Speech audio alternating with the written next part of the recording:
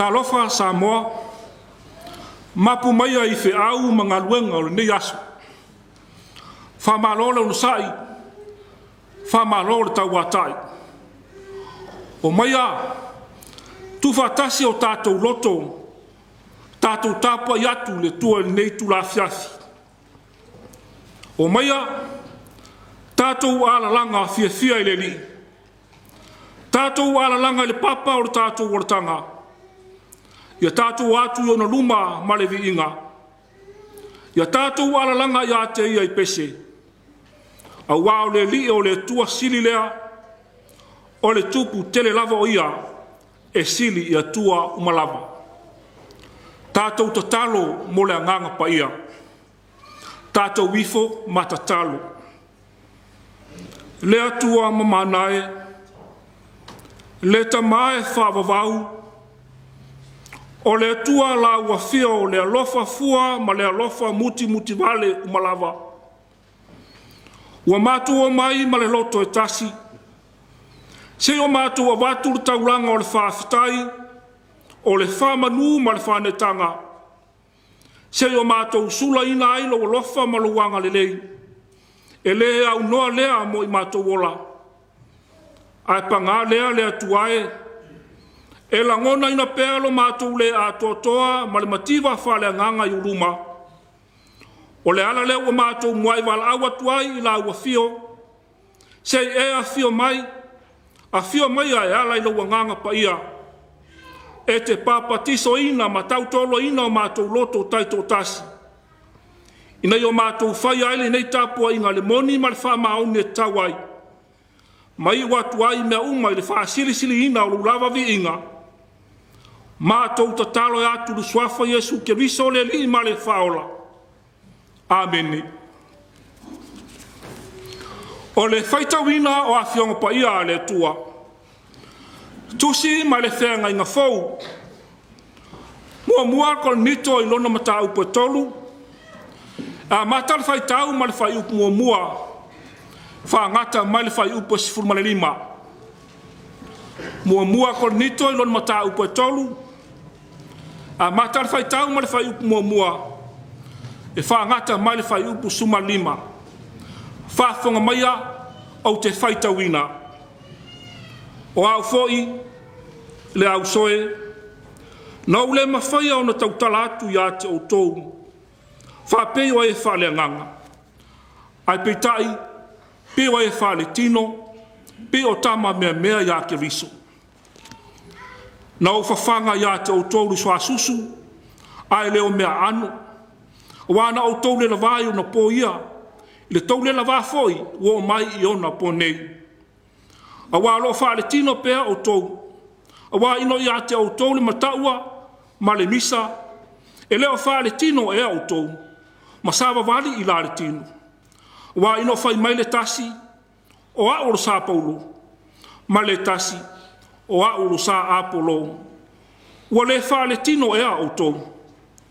O ai foi paulo. O ai ea Apolo. O i maua o na au auna. O e walai o na utou whātua tua. E pei on tofu sia i maua ma ngā luenga na tuina mai e leli. Na o tuto ina, na whāsusu ina e Apolo. Ai peitai o le atua ua whātupu ina. Le nei, e le o le tuto, e le o le whāsusu. Ai peitai o le atua o le nati whātupu ina. A o le tuto foi ma le whāsusu, e tasi lava i la ua, e tai tasi malona lava taui e maua. E tusa malana lava ngā luenga. Wa o le au whai ngā luenga i mātou whātasi ma le tua. O tau o le whātuanga le tua. O tau o le whale o whai o le tua. E tusa ma le alofa o le tua na fua ina mai i a teau. Pe o se au tua tufunga e poto na utu le whāwai. O le tasi foi o lo atiai. A ia taito tasi ma whae tete, pe whape wheo nā tiai. A wae le ma whae se tasi, o na tu se isi whawai i le ua uma na tuina o Yesu ke riso lea. I lunga le nei whawai, a whae ati ae se tasi i le auro, le a rio, le maata ua, le la au, le wawhali, po tā ngutu o saitu. O le a whaalia ngā luenga tangata taito tasi. O le a whailoa foi e le aso. A wā o le a whaalia le afi. O le a tofo ina foi ngā luenga tangata taito tasi le afi. Po ua whapewhea. A whai o le a tu mauru ngā luenga se tasi na ia tiae. O le a maua ia le taui. A whai o le a whaamuina ngā luenga se tasi. E mau ana mea. Peita iane o le a sao ia. Ai pei o se na ui mai i le afi. Whamanuia le tātou whaitau ma whalongolongo.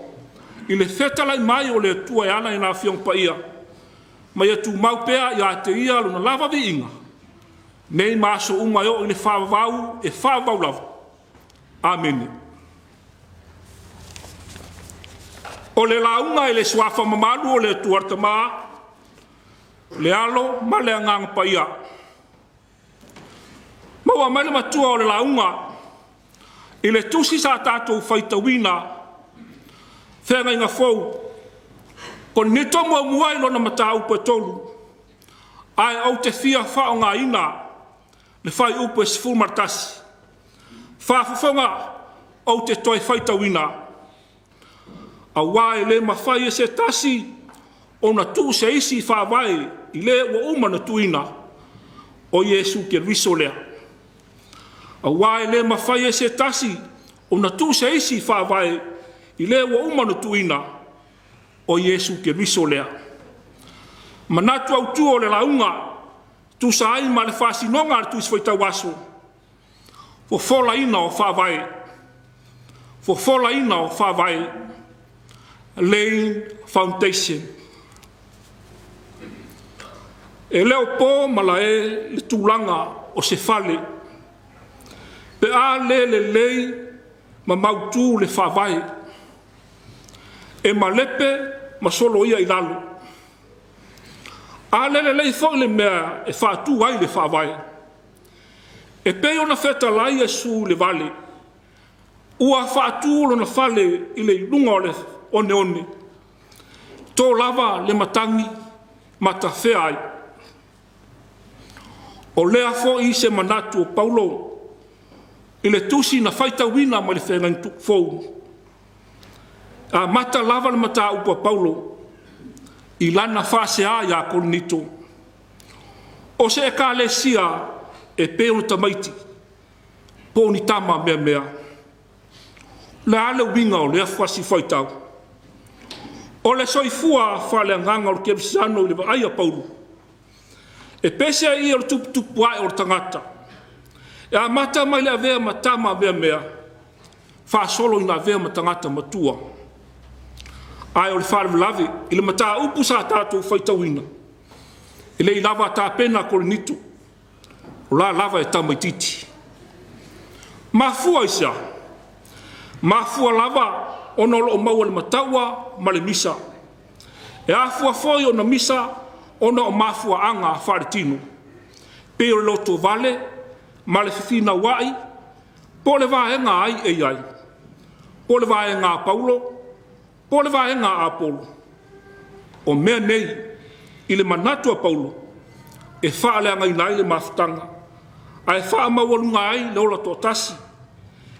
E o ai foi le manatu wha sausile o tangata lava ia, pe wha mawalunga i le isi a tangata. Po Paulo, po Apolo. Ai avea mala e tau whaaleanga ai le isi uso a tangata. O winga ia, pe ona whai mai Paulo lan tusi Filipi. O winga whata maiti. O winga o tangata e le matua le soifua whare whatu tua. O le ala foi lea, wa mata ai le nei mata upu. I le upu a Paulo. Na o le mawhaia, o nau tautala atu ia te o tou whapeu o le anganga. Ai peitai, pei o whare tino. Pei o tama mea ia ke viso. I se isi whaupunga. E sili ia le tala noa ia i lātou. E pei o le tala noa i tamaiti. Ua pei lava korinito o tamaiti. Ai o mafua lava, ona le matua le whātutu o tangata.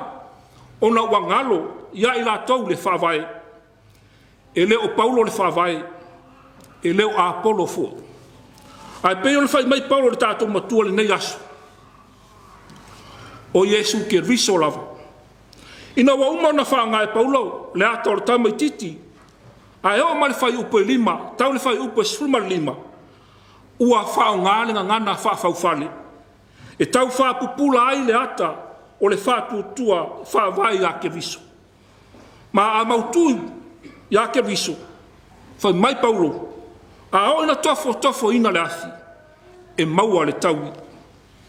O le afi, o le whai longa o whita maru tau, o le soifuanga, e tofo ina ai le whatutua.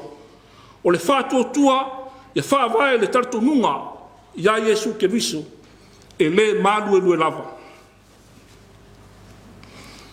E li tangata la le whatau, i lona whatutua i lunga o le whawai o Yesu ke viso. Whamai e whau lea, lea walisi uma mai e Paulo, le aulo, le ario, ma le maata ua, le la au, le vaufali, ma le ta ngutu saitu. Ese uma ia mea, ma ese o nao ngā. Ai o le whailonga lea, o le mata fele o tua inga tangata. Ese ma whelanu anuai, o tangata ma latu wanga waa ma tāleni. Ai po lea lava le tāleni, po lea fo le waa ma leiloa. E whau lava i lunga o Yesu Keriso. E mautu ma malosi le whausanga.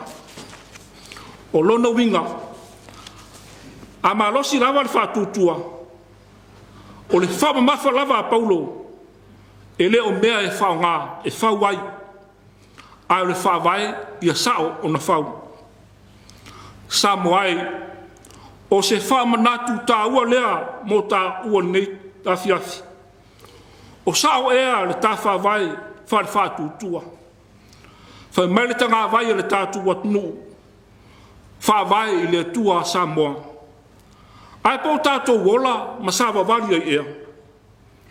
Tātou toi manatu i le Fesilia Paulo. E leo whale tino ea o tou. Ma sawa wali i lare tino. O tātou whe ese ai ea. Ma tātou whataua lava whale tino. A whai o lea. Pena whai mai Paulo. O tama mea lava i tātou. A le wha malosi aua le tala lei. A le mautu le whawai o le tā whatutua ia Yesu Keriso. E tama mea lava i tātou. O le soifua whale whatutua. E pese i o le tuputupu ai o le tangata mai le laititi. Se i o ina vea ma tangata matua. Pese i fo i o le whale whau. I lungo se whawai ma vea ma se whale mautu. Ma le malosi. Ma sao mai le afi. Ai ala ona whale whawai a Yesu Keriso, ona wa tātou whātāua le wainga whātangata. Wa le ngā lulue mo le vi inga o Yesu Keriso. Ai wa whātino lava mo le tāua vi inga. Ona tātou le mita lea i a Yesu Keriso. A wa tātou mita i a i tātou lava. O le isi wainga, o lo atangi ai le se ese ma le whawai o Yesu Keriso. O le fe ese ai, ma le whai vaenga, po le whai keni. Le vaenga pai, ma le vaenga la whai. Ai ma lepe ai le ekalesia, ma mafutanga. Wa le ai ase isi, e fia vaenga ia Yesu. So ai loa, ma le ola o tangata mo ia lava, ma pule ai le staff ne le lao lona waa. Ai wale nau le whawai o Yesu Keriso. E a fua le ola fe langolango mai. Ola fe tausi ai. Ola fe oi ai. So tuli ma so tau au. O le whawai na whautui lunga o Kolkota. E ala li sa taulo. O le soifua na sasaa. O le soifua no fo ina ato toa. Ona o le alofa ia te. O e sa moa ma le lalangi atoa. Na maliu. Ma tanu mia, ai na toi tu manu malo mai, i le oti maritunga mau. Na ia tātou maua leola, ma maua atile lava. Ona o Yesu, amene. Se lau lima surfali vi inga o le tua, tātou te pesia.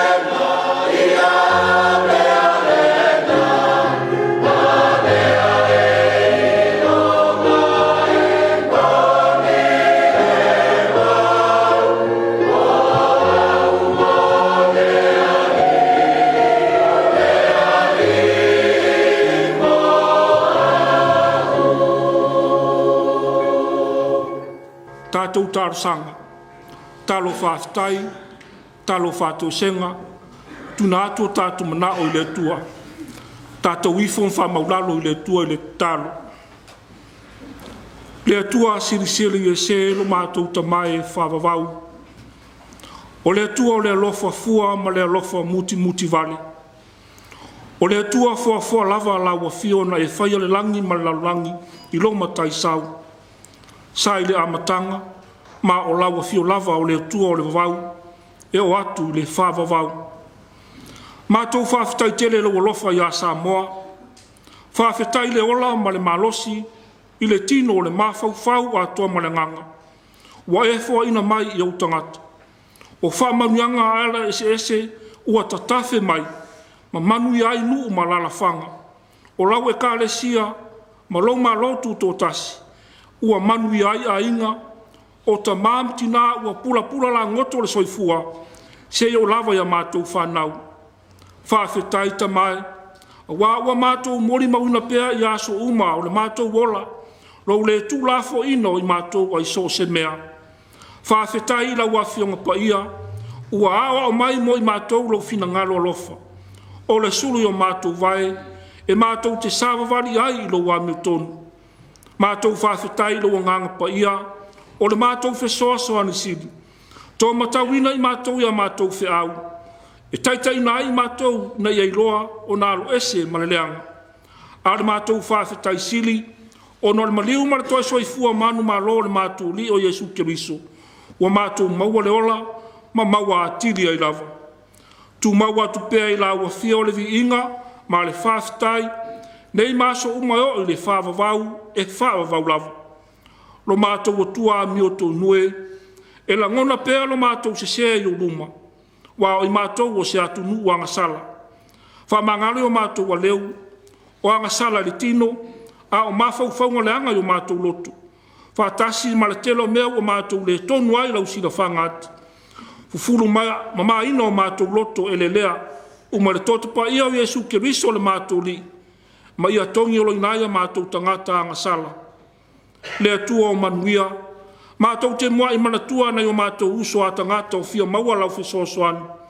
O e o a fia o no whalavelave e whane nā tula, a pātou au lofa, ma lawe a ilo lātou wola. Mātou manatua foi e o whanua noa, wha maisem wha mawhanwhana loa nganga, wha manuia iso mātou atunu o Samoa, o tai whale malo, tai whale kālesia, ai maise o tangata anu, ia whata mao aina pēa i au lava mea lofa, ia le ngata le tino, a le mawhau ma le nganga.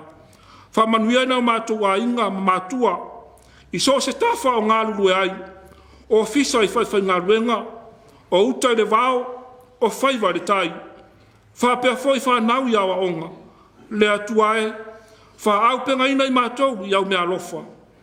O fuafuanga whātāti o le neiva i aso, tamae, wa nā o laua fio e tonu, ma ato toa ai mea uma. A lofa ngia e ma mai, ma whea ngai ma ngase tu ngā. O tina foi ma whea ngai ma maitanga, o whai lele ma pepe fou, ia langa maluina e o wa awa lofa. O a mātou ta talo ia, whātasi ma le telo mana o wa e sila fia le roto o tangata lava ia, a lofa ma e talia mai, i lau lava fina ngalo o le mātou loto. Mātou wala awe ala Yesu Keriso le mātou li i whaola e tō tasi. A le manuia ma le file mutele o la wafia o le tuarta maa. Le alofa sisili ese o Yesu Keriso le mātou li ma le mātou whaola. Ma le mawhtanga le mautusia ma la wafia o nganga pa iai. Ia tu mau o mātou lunga nei, ma lunga o Samoa ma le neila rangi atoa. Nei maso umai o le whawau e whawau lava. Amene.